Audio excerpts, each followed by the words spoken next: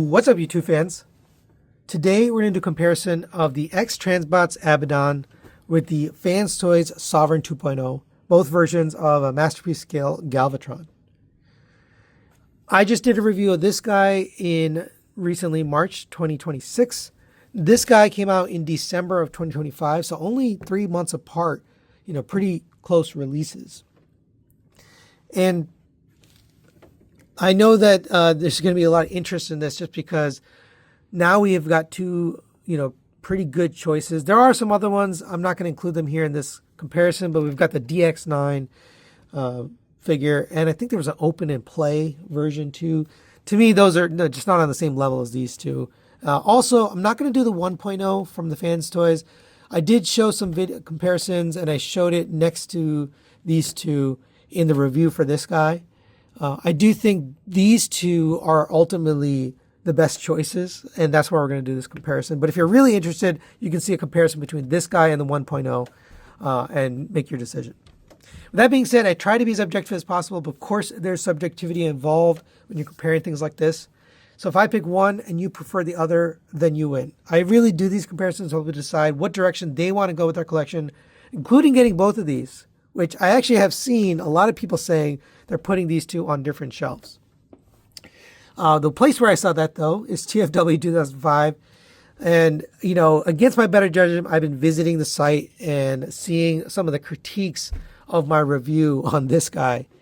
And one of the things that I read there is that TM Reviews is biased. And I just want to tell you, every reviewer, as soon as we provide an opinion on anything, opinions are subjective, right? Unless you're talking about something objective like cost, articulation, accessories, things like that, then you immediately have inserted your opinion, which makes it objective. Subjective decisions or subjective ideas are influenced by our bias. Our bias is built up over time due to our experience, due to our background, maybe our life experience. In this case, maybe our experience with these two companies. How have you fared? And I know there's people that have a lot of FansToys that have broken, but no X-Transbots, or vice versa. Lots of X-Transbots that have broken and no FansToys, or maybe both. So everybody's experience is different. My experience in general has been poor with X-Transbots versus FansToys.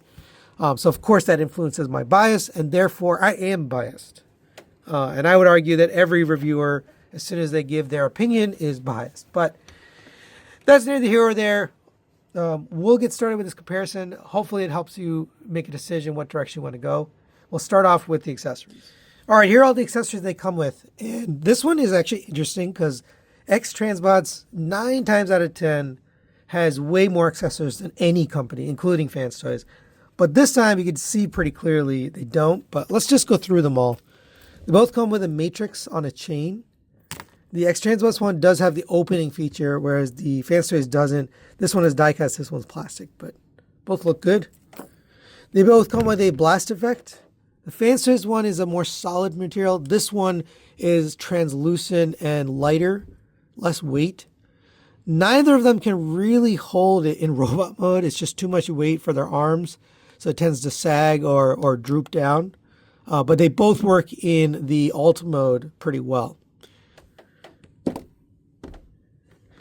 The X-Transbots comes with 6 alternate faces. You get an angry face, a smiling, laughing face, a gritting teeth face, a quizzical face, a smirking face, and a kind of straight face. And I have on him, I've got the angry face. The FansToys comes with a smiling face, real big yelling face, maniacal laughing face, worried, getting destroyed face, bigger angry face, kind of a frowning face, angry but partial gritting face, and really angry face. So you get 8 total extra faces for FansToys. So we get 2 extra faces In addition, we get an extra part for the blast effect to allow it to have the the look of him kind of taking off using his cannon as a rocket. You get an alternate translucent cannon piece, if you like that look. And you get a stand adapter for their FansToys stand, which was, pretty much a trash stand, so it doesn't really do anything. But clearly, FansToys is a good one on accessories. All right, next we'll talk about the gimmicks on these two. And the FansToys does come up with a light up feature inside the actual cannon on both the clear one as well as the solid one. They also have the gimmick where you can move the cannon. You can have it mounted on the front of the arm or the side of the arm. The X-Transbots does not have a light up gimmick, and the cannon is actually fixed. You can't actually even remove it from the arm if you wanted to. You can also swap the cannon from this side to this side on the FansToys. So I'm going to give gimmicks over to FansToys. Next, we'll talk about the cartoon accuracy and the sculpt on these two. In order to do that, we'll put the G1 image there so you can take a look for yourself. And this image is taken primarily from the movie. And a lot of people told me, or at least saw discussion about this guy being more season 3 and season 4 accurate. So I did look it up just to see. And perhaps some of the sculpt work or some of the look of it is from there, but the colors, he never really had white on his thighs, legs, and cannon. Right? He's almost always silver or gray in every scene that I could find. So that part, I think, does affect the cartoon accuracy on this guy. Other than the colors, I think the head sculpts both look accurate. The pylons both look accurate. The shape of the chest, shape of the waist area, both look accurate. Lower legs, the knee pads, which is an iconic thing for this character. Lower feet, even the backpack and the cannons both look accurate. I do think that the X-Transbots cleaned up the backpack slightly better. FansToys went with a more pronounced piece here. And that is in the cartoon, but I don't know if it's this big. This one is a little bit more compact. But yeah, they're both pretty darn close. I think the only thing that FansToys did better than X-Transbots is the colors. I think the color, the bluish purple, as well as the gray and silver instead of the white, looks a lot closer to what we'd expect for this character. So I'm going to give cartoon accuracy just by a hair over to FansToys. It's solely based on the color and nothing else. It's really just the colors. When it comes to sculpt, again, both really clean from the front, side, and back. One thing I never mentioned in the review for this guy is he has no screw holes anywhere. They've either inserted screw hole covers or they've hidden the screws in such a way that you just don't see them. And it's pretty impressive. Like, there's nothing anywhere. X-Transbots in general doesn't do that, but on this figure they did. There's really no screws or screw hole covers that look visible. The only one I saw, which is actually covered up, is right here on the back of the thighs, but you don't even see that because of the hip skirts. So, both of them, very, very clean, pretty well done in my opinion. And, I'm going to give them a tie on sculpt just because it's impressive what they're able to do to hide away things. All right, now we'll take a look at the paint on these two. And both of these figures are fully painted. When I looked at this guy, I mentioned I think that the purple is a paint-infused plastic. So it's not a surface on top, but it's mixed into the plastic. And I think it looks good. Nice metallic lavenderish purple. This one is more of a bluish purple. It is painted on the outside's exterior paint, but still looks really good. And I already talked about the color difference here, but again, the white and the gunmetal is both fully painted. So both of them have pretty much the same amount of paint. When it comes to the quality of paint, both of them have issues with paint scrapage, specifically from transforming and or articulating them. And I'm just going to show you some of those paint scraping issues. Here's the FansToys has got scraping issues here on these lower legs. There's an example. A little bit on interior hardware. So this round piece right there, I've got some paint scraping. That's very hard to see. It's pretty well hidden, but it is there, so I want to point it out. And little bits on the interior of it, so stuff you really don't see, but it is there. For the X-Transbots, we also have paint scraping issues on the back of the thighs here and here because those come together in the alt mode. A little bit here on this main spike on the back. You can see the silver there. And a little bit on some of the interior as well. So because they both are fully painted and both have paint scraping issues, I'm going to give them the tie on paint. Next, let's talk about the build quality in these two. And this is an area where X-Transbots traditionally tends to do poorly. And in this instance, there's no difference. Because of the design, there are some areas that are really troublesome. The primary one being the cannon. I've seen pictures of it, but people have told me about their experience.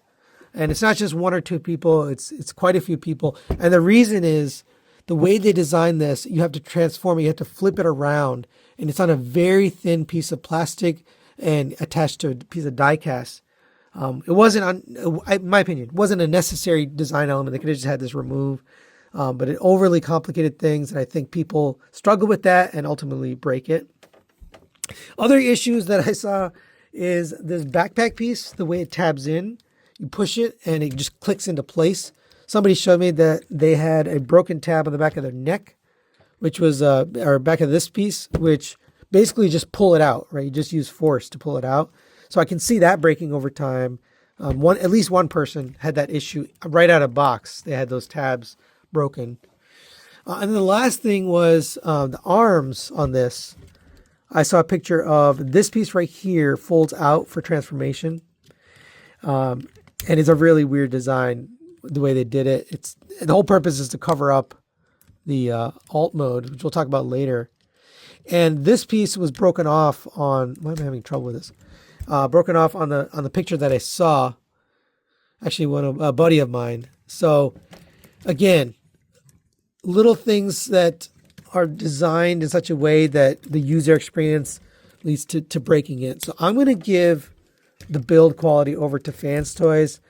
I think not only does it feel robust, but even when you're transforming it, the overall design doesn't lead you to believe it's going to break. I didn't break this guy, but I've seen plenty of evidence of it being broken. So we'll give build quality to FansToys. Next, we'll talk about the articulation on these two. In order to do that, we'll articulate each one individually so you can see how they perform. For the X-Transbots, head is on a ball joint, so it gets up to there, down to there, side to side, rotates around. The neck joint has a separate hinge, which allows the head to go way up and way down. That joint is additional compared to the FansToys. Also, side to side movement on the head. Shoulders rotate around on a hinge.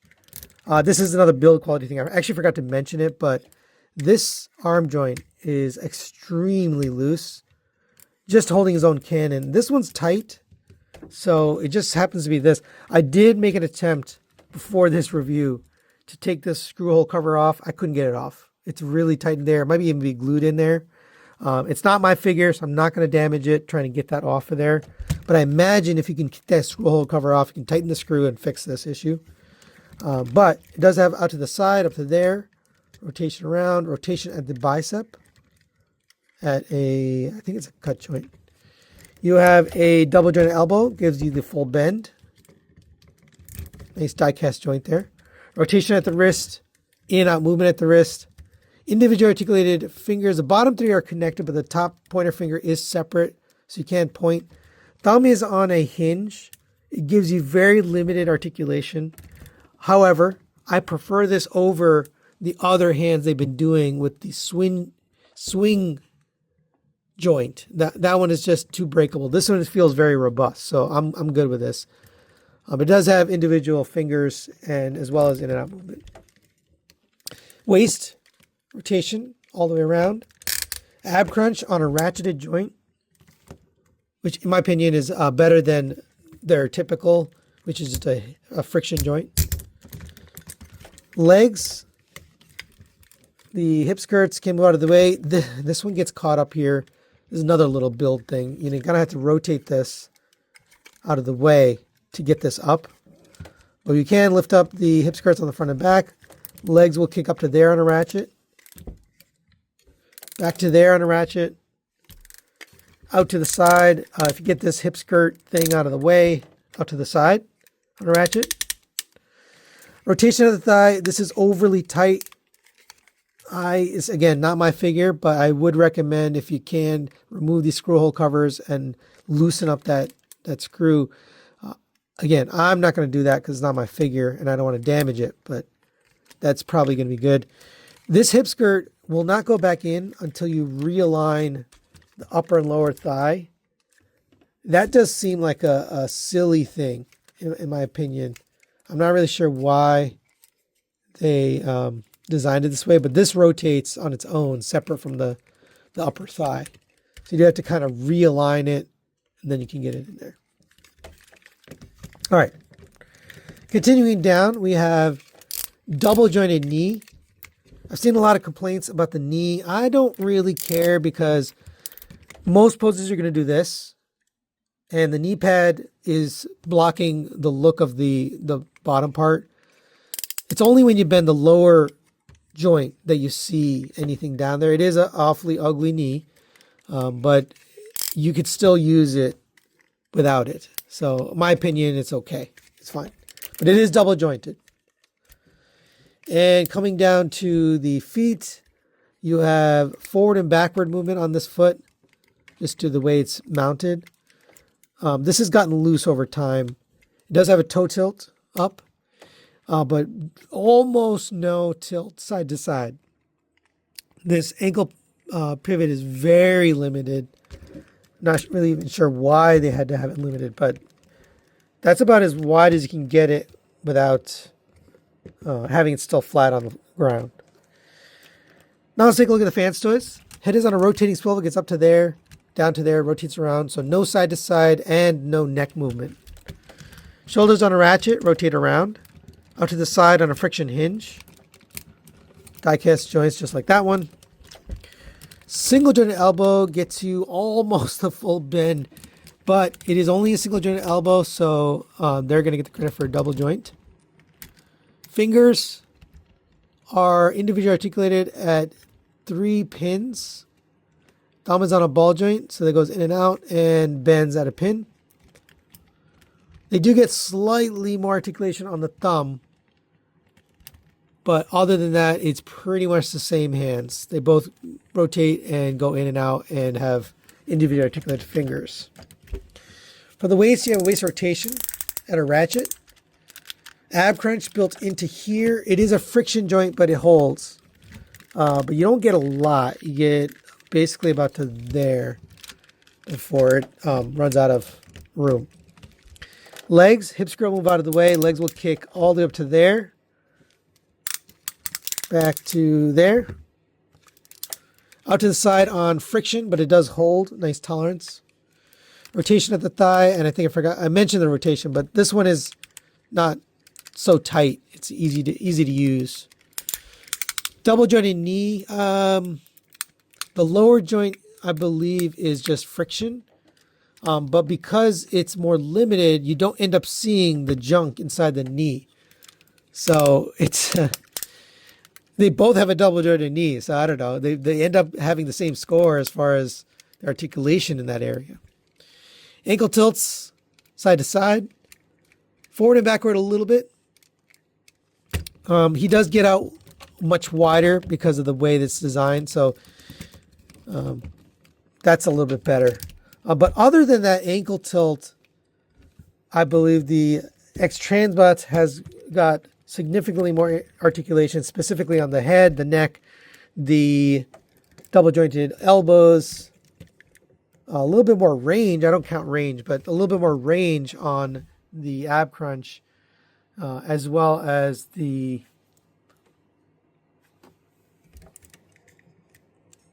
a little bit more range on the double jointed knees. So I'm going to give it to X-Transbots. They have a couple more points of articulation overall. Next, we'll talk about the transformation engineering on these two. Comes to transformation, both of these kind of suck. And for different reasons. The FansToys is a very lengthy process. There's a lot of steps. There's a lot of pushing parts past other parts, hence why we get some of the scraping that we have, scraping issues. And I wouldn't call it fun. I think it's, pretty non-intuitive. Now, one of the reasons it's that way is they've hidden everything so well. It's so clean in both modes, especially the alt mode, which we'll talk about later. But yeah, not fun. X-Transbots, same kind of thing. Not a fun transformation. Some of the things are self-inflicted, like the cannon thing. They could have just had to remove, and then you didn't need all that complication. Other things like the way that you take care of the legs just kind of gets in its own way. There's some confusing bits up here with the chest, I think, especially when you're doing it the first time. After the first time, second time, it gets a little better, but some of those issues, I think, are, make it prone to breaking. Also, I don't have a category for this, but they don't have instructions anymore. X-Transbots got rid of the instructions. They use a video now. FansToys does have a video, but they also have written instructions, and both the video and instructions are pretty well done. The videos for FansToys are probably like the standard for video instructions. The X-Transbots one are horrible. They move way too fast. They don't explain anything. They don't have any arrows or text, and they skip steps. This one, the instructions were so wrong that if you followed it, you'd actually break it. So that is just going to add to the transformation frustration overall. But both of them are pretty challenging. So I'm going to give them a tie on transformation. I'm going to give engineering over to FansToys, though, because they didn't do silly things like have the cannon be all-in-one transformation and have some of the crazy things they've got here in the inside of the chest. Things with the hip skirts folding up and in, and then the legs, the way they did the legs, I just think it's not great. The non-symmetrical transformation in the legs and the arms is just, to me, is silly. So I'm going to give engineering over to FansToys. I think overall the design of this is better. Still frustrating to transform, but a better design. Next, we'll talk about the alt modes on these, and I have no plans to transform either of these again, but I did have them in alt mode, so I'm going to display that here. And when it comes to the alt mode, the X-Transbots really, I don't know what they were thinking. There's just so many gaps and holes. It just looks unfinished from the side especially. From the front, it looks okay, but having the arms come down and he's hugging himself, this is a really, really weird choice. And then just looking at it from the side, forgetting about the arms being there, it just looks unfinished. It just doesn't seem like the alt mode is all there. So I'm going to give alt mode over to FansToys. I think overall, it's probably one of the most beautiful alt modes we've gotten for a Galvatron. Getting there, not fun, but I'm going to give it to FansToys. Next, we'll talk about the cost on these two. And as always, I'm going to use the prices from ages 3 and up since they don't mess with it after they post it. And the FansToys comes in at a whopping $260. The X-Transbots comes in at $200. I think the $260 might be a little high, but I've looked in a few other places. It's still going to be higher, so I'm going to give cost over to X-Transbots. All right, next we'll take a look at the Members' Choice category, which has now been converted to the Viewer's Choice category. So really anybody who's a viewer of my channel on YouTube can respond to this survey. And I posted it that way just to see, because there were a lot of people talking about my members being, quote, FT fans. So it's now open to everybody, anyone who's on YouTube. And again, not surprised, FansToys is going to win the Members' Choice category. I do think overall it does have a better appeal, a better look to it. Just my personal opinion. But I also understand people who prefer or like this X-Transbots. Not a bad looking Galvatron. So final thoughts on the comparison. You can see the score. And I just want to mention before I say this that I had to swap the two. X-Transbots, the cannon's on this side, so it was kind of blocking the look of him. So I just put FansToys over here and swapped the cannon on him just so we could see them both. But yeah, FansToys is going to win this one pretty easily. And I do think it's a fair comparison. I know my critics will say, well, of course FansToys won. They always win. They don't always win, actually. If you go back and look, I have plenty of examples where FansToys and X-Transbots went up against each other and X-Transbots won. But this is not one of those cases. I think it's pretty clear that the FansToys is the better product. There's a couple of objective categories like accessories and gimmicks where FansToys won. And there's a couple that some would argue is subjective, such as the cartoon accuracy and the engineering and alt mode. But in my opinion, the alt mode on this guy really just doesn't cut it. The only things that are really better on this is articulation, which is impressive for X-Transbots to win that category, as well as the costs, right? This is the cheaper product. So if you weren't able to get the FansToys 2.0 and you've got this guy in your collection, especially if you've got it displayed with their version of Scourge and Cyclonus, I think you're going to be pretty happy as long as you're not transforming it, as long as you're not displaying it in alt mode.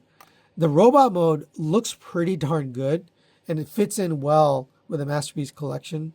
So I think you can be happy with this guy. But if you are going to be transforming it, or you are displaying it with other FansToys figures, or you want to put it into alt mode for your display, I do think FansToys is the better option. And actually, I think it's the best MP option that's available today. So that's really it for the comparison. Thanks to the Token Canuck for lending me his Abaddon. I'm sure he was a little bit stressed watching me do the review as well as this comparison. He did, accept the risks of something breaking, but I didn't break it. So I'm pretty happy with myself. I'll be sending this back all the way to Canada. So thanks for watching. We'll see you next time.